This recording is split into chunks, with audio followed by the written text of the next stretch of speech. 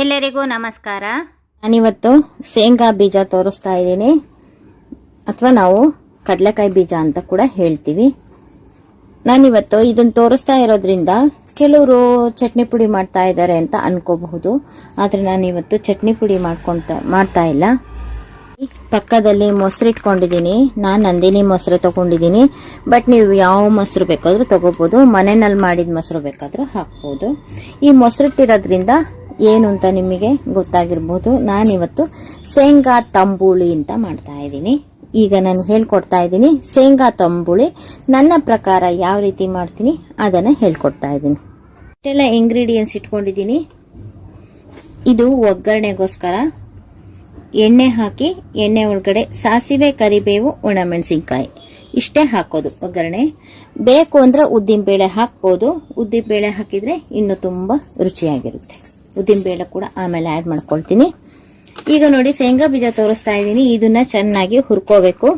ಹುರ್ಕೊಂಡು ನೀವು ಸಿಪ್ಪೆ ತೆಗಿಯೋದೇನ್ ಬೇಡ, ಸಿಪ್ಪೆ ಹಾಗೆ ಇರಬೇಕು. ಈಗ ನಾನು ಮೆಣಸಿನ್ಕಾಯಿ ತಗೊಂಡಿದ್ದೀನಿ ನೋಡಿ, 2 ಬ್ಯಾಡ್ಗಿ ತಗೊಂಡಿದ್ದೀನಿ. ಇನ್ನ 8 ಗುಂಟೂರು ತಗೊಂಡಿದ್ದೀನಿ.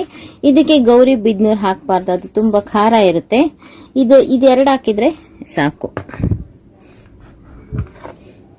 ಈಗ ನೋಡಿ, ನಾನು ಬೆಳ್ಳುಳ್ಳಿ, ರುಚಿಗೆ ತಕ್ಕಷ್ಟು ಉಪ್ಪು ಇಷ್ಟು, ಅಥವಾ ಇನ್ನು ಬೇಕು ಅಂದ್ರೆ ಹಾಕೋಬಹುದು, ಅಥವಾ ಜಾಸ್ತಿ ಆದ್ರೆ ಬಿಡಬಹುದು. ಒಂದು ಸ್ವಲ್ಪ ಬೆಲ್ಲ ಮತ್ತೆ ಹುಣಸೆಹಣ್ಣು, ಇದೆರಡು ತುಂಬಾ ಒಳ್ಳೆ ಕಾಂಬಿನೇಷನ್.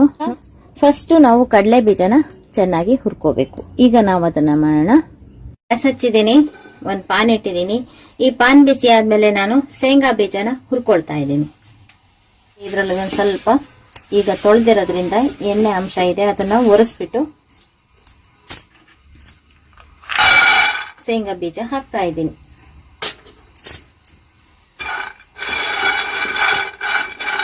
ನೋಡಿ, ಇದ್ರಲ್ಲೂ ಕೂಡ ಒಂದೊಂದ್ಸಲ ದಪ್ಪ ಕಲ್ಲಿರುತ್ತೆ, ಅದನ್ನ ನೋಡ್ಕೊಂಡು ಹಾಕ್ಬೇಕು. ಇದ್ರಲ್ಲಿ ಏನು ಇಲ್ಲ ಸದ್ಯ. ಆಮೇಲೆ ಕೆಲವೊಂದು ಶೇಂಗಾ ಬೀಜ ನೋಡ್ರಿ ಈ ತರ ಹುಳ್ತಿರುತ್ತೆ, ಇದನ್ನ ನೋಡಿ ಹಾಕ್ಬೇಕು. ಈ ತರದ ಕಾಳನ್ನ ತೆಗಿಬೇಕು. ಅದು ಒಂಥರ ಸ್ಮೆಲ್ ಇರುತ್ತೆ, ಮುಗ್ಗು ಬಂದಿರುತ್ತೆ ಅಂತ ಹೇಳ್ತೀವಿ ನಾವು. ಅದನ್ನ ಬೇಕು ಅಂತ ಏನ್ ಬೆರೆಸಿರೋಲ್ಲ, ಒಂದು ಮಿಸ್ ಆಗಿ ಬಂದ್ಬಿಟ್ಟಿರುತ್ತೆ ನೋಡಿ. ಹೀಗೆ ಹುರಿದ್ರೆ ಶೇಂಗಾ ಬೀಜ ಬೇಗ ಕಾವತ್ತಲ್ಲ. ಆದ್ರಿಂದ ನಾನು ಒಂದ್ ಸ್ವಲ್ಪ ಎಣ್ಣೆ ಹಾಕ್ತೀನಿ. ಎಣ್ಣೆ ಹಾಕಿದ್ರೆ ಬೇಗ ಕಾವಲಿ ಶೇಂಗಾ ಬೀಜ ಹುರ್ಕೊಳ್ಳುತ್ತೆ. ನಮಗೆ ಟೇಸ್ಟ್ ಒಂದ್ ಸ್ವಲ್ಪ ಪರವಾಗಿಲ್ಲ, ಚೆನ್ನಾಗಿ ಕೊಡುತ್ತೆ. ಇದನ್ನ ಕೆಂಪಗೆ ಹುರಿಬೇಕು. ಶೇಂಗಾ ಬೀಜ ಹುರಿದ್ರೆ ಅಂದ್ರೆ ಎಷ್ಟು ಚೆನ್ನಾಗಿ ಘಮ ಬರುತ್ತೆ ಗೊತ್ತಾ. ಆಮೇಲೆ ನೀವು ಈ ಬಜ್ಜಿ ಮಾಡ್ಬೇಕಾದ್ರೆ ಹುರಿದು ಬಿಟ್ಟು ಸಿಪ್ಪೆಯನ್ನ ತೆಗಿಬೇಡಿ, ಸಿಪ್ಪೆ ಇರಬೇಕು. ಸಿಪ್ಪೆ ತೆಗೆದು ಮಾಡಿದ್ರೆ ಪಿತ್ತ ಹೆಚ್ಚಾಗುತ್ತೆ. ಅಂದ್ರೆ ನಮಗೆ ಈ ಥಂಡಿ ಕಾಲದಲ್ಲಿ ಪಿತ್ತ ಆಗುತ್ತಲ್ಲ, ಇದು ಚಳಿಗೆ, ಆ ಪಿತ್ತ ಹೆಚ್ಚಾಗುತ್ತೆ. ಸಿಪ್ಪೆ ಇದ್ರೆ ಒಳ್ಳೇದು, ಸಿಪ್ಪೆ ತೆಗೆದ್ರೆ ಪಿತ್ತ ಹೆಚ್ಚಾಗೋದು. ಇದನ್ನ ಗಮನದಲ್ಲಿಟ್ಕೊಳ್ಳಿ ನೀವು. ನೋಡಿ, ಇವಾಗ ಎಷ್ಟು ಬೇಗ ಪಟ ಅಂತ ಸಿಡಿತಾ ಇದೆ ನೋಡಿ. ಇವಾಗ ಸಿಡಿತಾ ಇದೆ. ಜಾಸ್ತಿ ಕಪ್ಪಗೆ ಮಾಡಬಾರ್ದು. ನಾನು ಇವಾಗ ಗ್ಯಾಸ್ ಆಫ್ ಮಾಡಿ ಇದೇ ಕಾವಲೆ ಒಂದು ನಿಮಿಷ ಈ ರೀತಿ ಕೈ ಆಡಿಸ್ತಾ ಇದ್ರೆ ಅದು ಎಲ್ಲ ಒಂದೇ ಸಮಕ್ಕೆ ಹುರ್ಕೊಳ್ಳುತ್ತೆ. ಶೇಂಗಾ ಬೀಜ ಉರಿಯೋದಿಕ್ಕೆ ಅಂತ ನಾನು ಎಣ್ಣೆ ಹಾಕಿದ್ನಲ್ಲ, ಅದರಲ್ಲಿ ಉಳಿದಿದ್ದ ಎಣ್ಣೆ ನೋಡಿ ಜಾಲರಿ ಮೂಲಕನೇ ತೆಕ್ಕೊಂಡಿದ್ದೀನಿ. ಅದಕ್ಕೆ ಇನ್ನ 1 ಸ್ಪೂನ್ ಎಣ್ಣೆ ಹಾಕಿ ಇವಾಗ ಇಟ್ಟಿದ್ದೀನಿ. ಈಗ ಒಗ್ಗರಣೆ ಹಾಕೋಣ ನೋಡಿ. ಒಗ್ಗರಣೆಗೆ ಅಂತ ಸಾಸಿವೆ ಮತ್ತು ಕರಿಬೇವು, ಒಣಮೆಣಸಿನ್ಕಾಯಿ ಇದಿಷ್ಟನ್ನ ಹಾಕಿ ಒಗ್ಗರಣೆ ಮಾಡ್ಕೊಳ್ತಾ ಇದ್ದೀನಿ.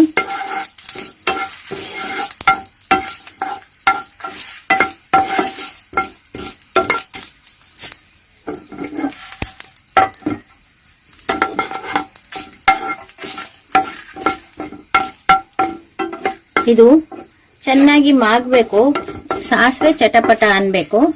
ಇದೆಲ್ಲ 2 ಗರಿ ಆಗುತ್ತೆ.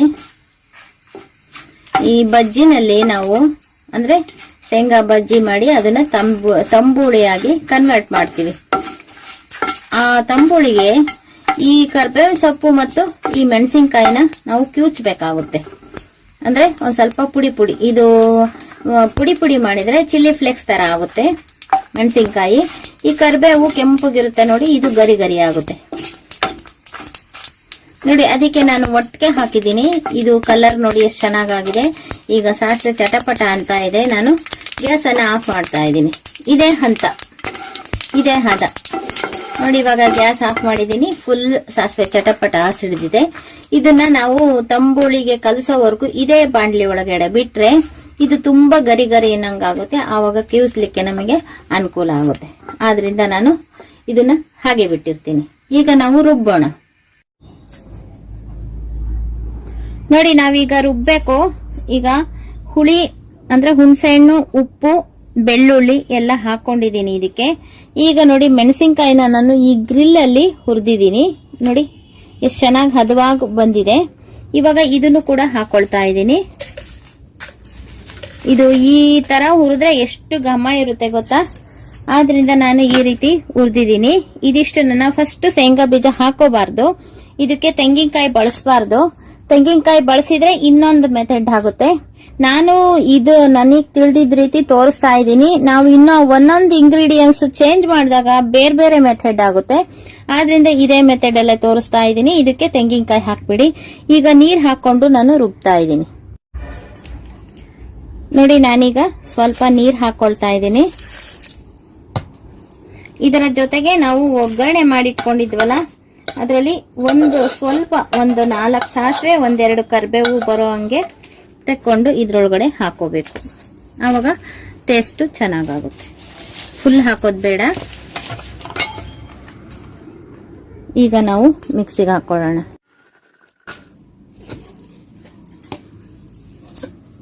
ನೋಡಿ ಇದು ಈ ರೀತಿ ಆಗಿದೆ. ಈಗ ನಾವು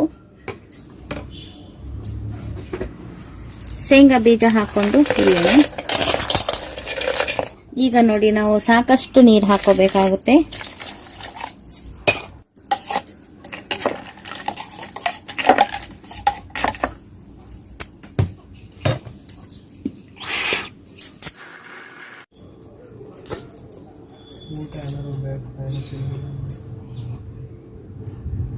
ನೋಡಿ ಇದಕ್ಕೆ ಇನ್ನೂ ಒಂದ್ ಸ್ವಲ್ಪ ನೀರು ಇಡಿಸುತ್ತೆ.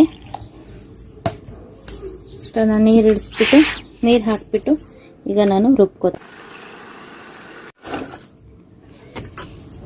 ನೋಡಿ. ಇದು ರುಬ್ಬಿದ್ದು ಹದವಾಗಿದೆ. ಇದಕ್ಕೆ ನಾವು ಇನ್ನೂ ಒಂದ್ ಸ್ವಲ್ಪ ನೀರ್ ಹಾಕಿ ಹದ ಮಾಡಬೇಕಾಗುತ್ತೆ. ಈಗ ಇದು ನುಣ್ಣಗಾಗಿದೆ, ಅದೆಲ್ಲ ತೆಗಿತಾ ಇದೆ.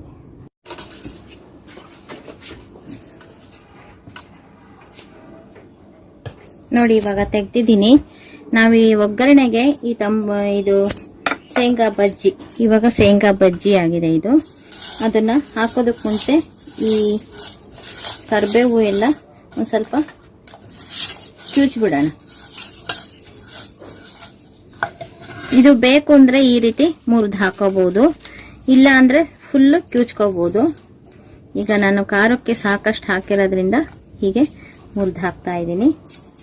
ಇದಕ್ಕೆ ಇನ್ನು ಸಾಕಷ್ಟು ನೀರು ಹಾಕಬೇಕಾಗುತ್ತೆ. ನೋಡಿ ನಾನು ಇವಾಗ ಇದಕ್ಕೆ ಹಾಕ್ತಾ ಇದ್ದೀನಿ.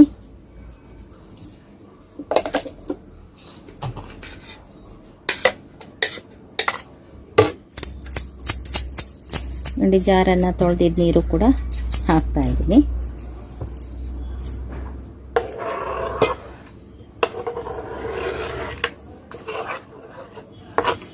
ನೋಡಿ ಇವಾಗ ಶೇಂಗಾ ಬಜ್ಜಿ ರೆಡಿ ಆಯ್ತು. ಇವಾಗ ನಾವು ತಂಬುಳಿ ಮಾಡ್ಬೇಕಲ್ವಾ, ಆದ್ರಿಂದ ನೋಡಿ ಈ ಶೇಂಗಾ ಬಜ್ಜಿನ ಇದಕ್ಕೆ ಸ್ವಲ್ಪ ತೆಕ್ಕೊಳ್ತಾ ಇದ್ದೀನಿ ನಾನು.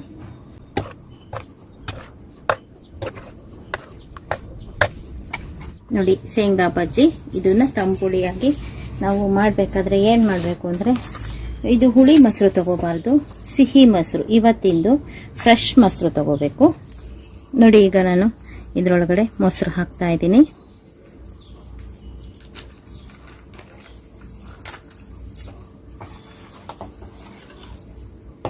ಇದು ಮೊಸರು ಇದ್ರೊಳಗಡೆ ಹೊಂದ್ಕೊಂಡ್ಬಿಡುತ್ತೆ.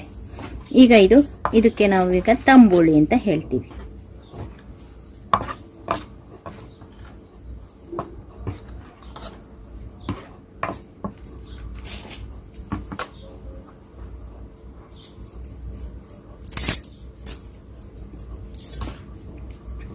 ನೋಡಿ, ಇದು ರುಚಿ ತುಂಬಾ ಚೆನ್ನಾಗಿದೆ. ಇದು ಕೂಡ ರುಚಿ ಚೆನ್ನಾಗಿದೆ. ಇದು ಶೇಂಗಾ ಬಜ್ಜಿ ಆಗುತ್ತೆ, ಇದು ಶೇಂಗಾ ತಂಬುಳಿ ಆಗುತ್ತೆ.